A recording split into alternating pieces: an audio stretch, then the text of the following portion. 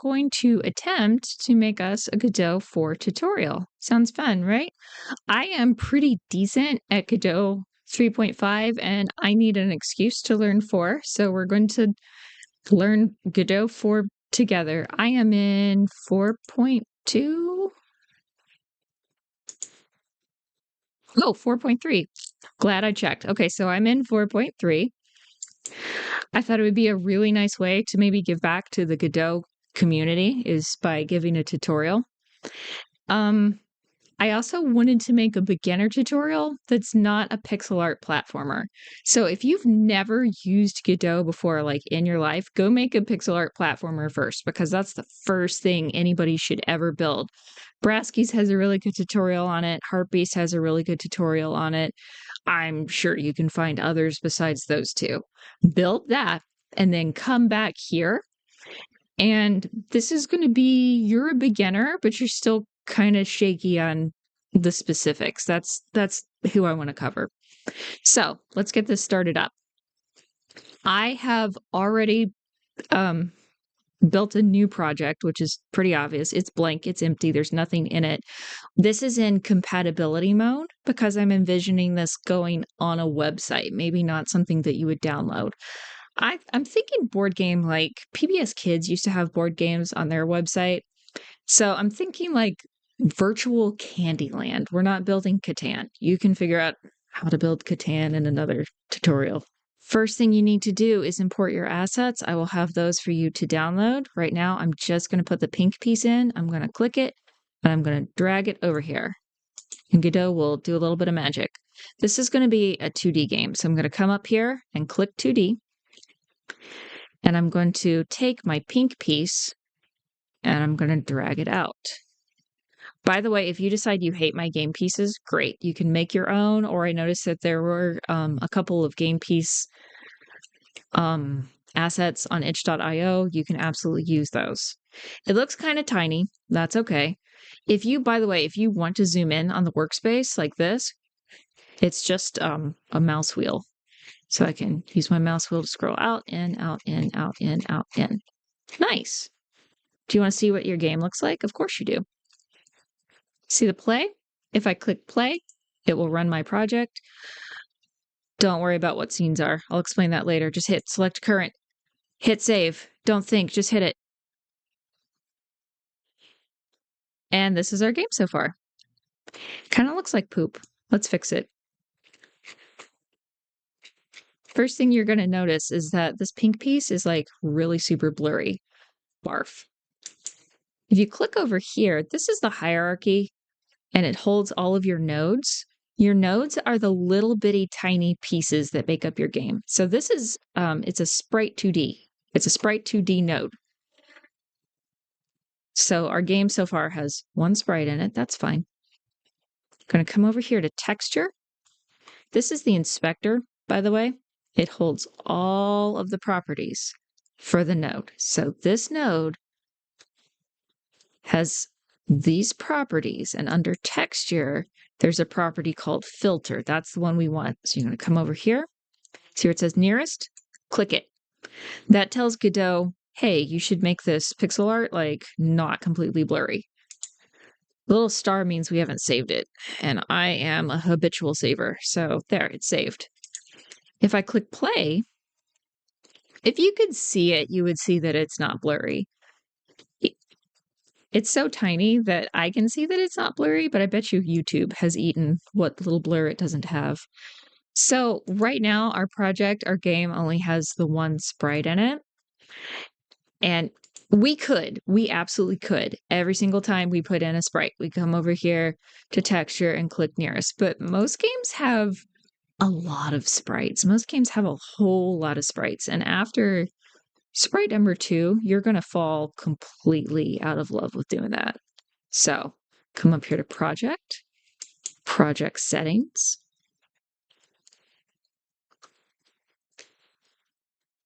Rendering, textures, click it, cool. And then over here, it's the same thing. Instead of linear, we're going to hit nearest, close. Now, every single time we put a sprite in the game, Godot will go, oh, they want it to be nearest. I get it. And they're going to make it not blurry. You will not have to think about that for the rest of the time we work on this. Excellent, right? Cool. You might have noticed, let me start it up again and show you.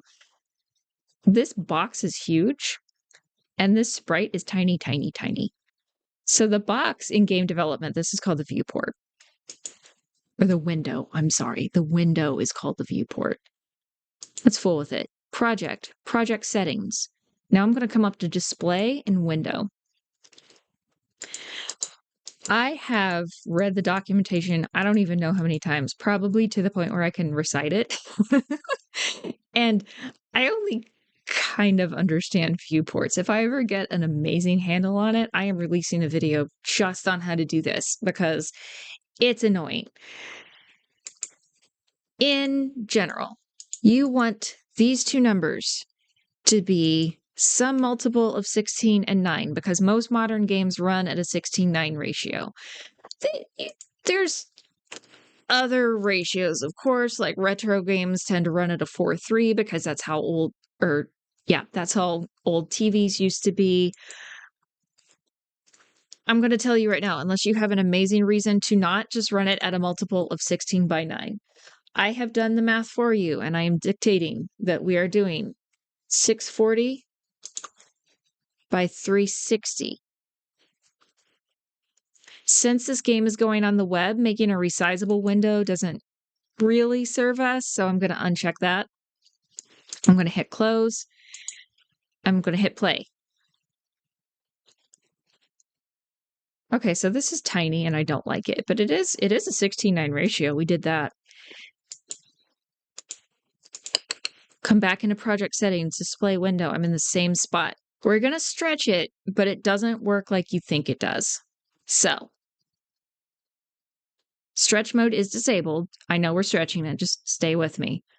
Scale mode, since we're in pixel art, we're going to change it from fractional to integer.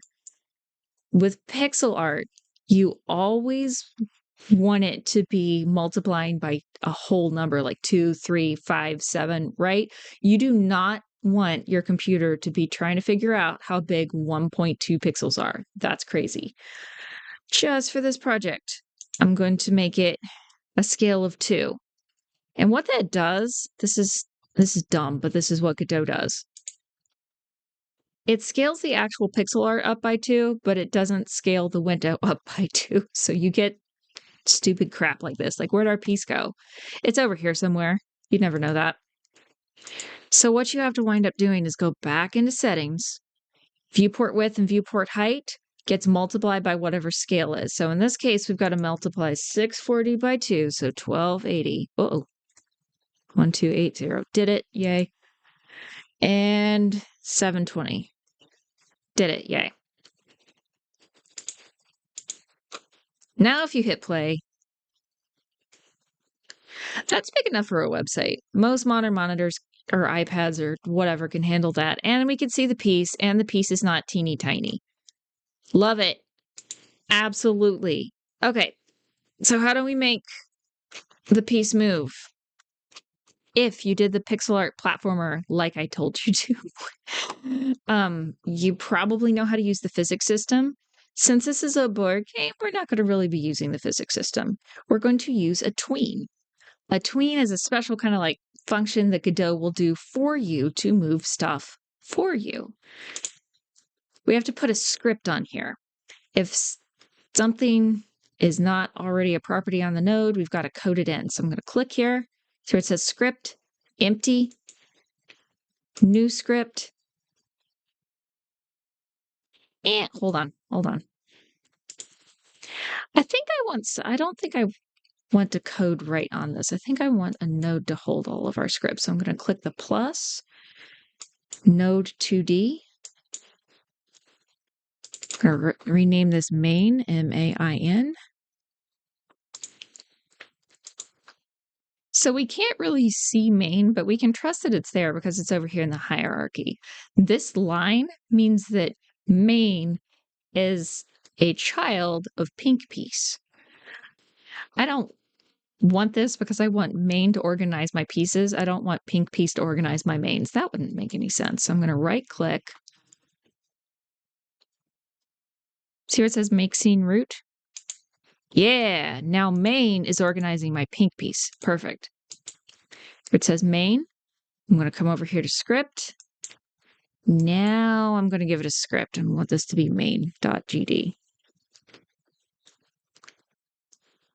Everything looks good. I want you to delete everything that's not extends node 2D. Don't delete this or it'll break. First of all, Godot has to know what it's moving. So we need it to move the pink piece, right? So we're going to have to declare it. I'm going to store it in a variable, var variable. Makes sense? Perfect. I can call this anything, but why would I call it anything besides pink piece? I want Godot to know that pink piece is a sprite 2D. And I want it to know that it's this thing over here. I can do that a couple of different ways. I can type a $sign and then Godot's like, oh, did you mean pink piece? Yes, I did. Thank you, Godot. That's very nice of you. You can also, you could do it in 3. Let's watch me fail upwards in 4. You can drag it in. Yeah, okay, that worked. I can drag it in. See this arrow down here? Godot's already like one step ahead of me. I'm going to type an at. And then I'm going to type on ready. This is a keyword. It gives Godot just like a little bit of extra instruction. It's going to tell Godot, okay, when I hit play, when you load the pink piece, I want you to define it and put it in the pink piece variable. We're going to write a function. In Godot, whenever you write a function, it starts with func. I'm going to use func ready. That means, hey, Godot, as soon as I press play, you're going to run this function. That is built into Godot, and it knows how to do it. To make a tween, it's like defining the pink piece. We got to use var, and then we can call it anything. I'm going to call it tween. Equals. This is a built-in function within Godot, and it just makes a tween. By the way, if I ever say anything and you like kind of don't believe me that I'm telling you the truth or you want more information, you can hold down Control and click it, and it will take you auto-magically to the Godot documentation, so you can read exactly what I'm saying or what I'm leaving out to your heart's content. Okay, so we made the tween, but we got to tell it what to do. Well, here's the tween, and I want to talk to its properties, so I'm going to type tween property. And Godot's telling me down here, here's the arguments it wants in. So it wants to know what object, the pink piece. I would like to animate the pink piece. Thank you. It wants to know specifically what property on pink piece do I want to fool with. I want to alter its position. I want to send it somewhere. Nice. Godot likes these in quotes because it considers this a string. A string is a variable that is letters, if you didn't know that. Okay, it's like, where do you want it to go? In game dev, if we have an X and Y coordinate, we call it a vector2, and then we just pass in numbers. We'll change this later. Put whatever numbers you like. I'm going to put -100 and 0. And then it's like, well, how long do you want me to do that? For right now, 1 is great. And I forgot a comma, so Godot's mad. Got it. If I hit save, Control S, and I hit play, the piece should, yeah, look at it go. We did it. We tweened it. So, it is kind of a crappy game. If you start it up and the piece just goes wherever and you have no control, let's give the user a little bit of control. I'm going to go to project settings, and I'm coming over here to the input map. Godot has built-in actions, and I can show you those right there if you click show built-in actions, and it already will listen for all of these. I want a mouse click. Usually predetermined ones are UI whatever. So I'm gonna enter UI underscore click. Add. Thanks, bestie. Now where'd you put it? Ta-da! UI click down here at the bottom. See where it says plus? I'm gonna add event. And it says listening for input. So it's gonna see what I do. I'm gonna left click and it's like, oh, left mouse button. I got you. Boom. Got it in there. So now Godot knows when I press play, it's supposed to be listening for the left click, but it doesn't really know like what to do. I'm going to change func on ready, and I'm going to change it to unhandled input. Ah, it already knows what I'm doing. Thanks, bestie. Let me delete all this. But it doesn't know. It just knows that, well, when some kind of input happens, we do all this, but it doesn't really know what input. So let's tell it with an if statement. Hey, Godot, if you're listening for input and somebody just pressed, so that's all built into Godot. If input, if you hear an input, is just action pressed. And I'm going to say UI click. Oh, it wants a string. UI click. If you hear me click, well, that's a computer here. I'm going to highlight this. I'm going to hit tab. If you hear me click, I want you to make a tween, and I want you to send that pink piece flying -100, 0. So watch. Now when I start the game up, it's not doing anything until I click. Bye. We did it.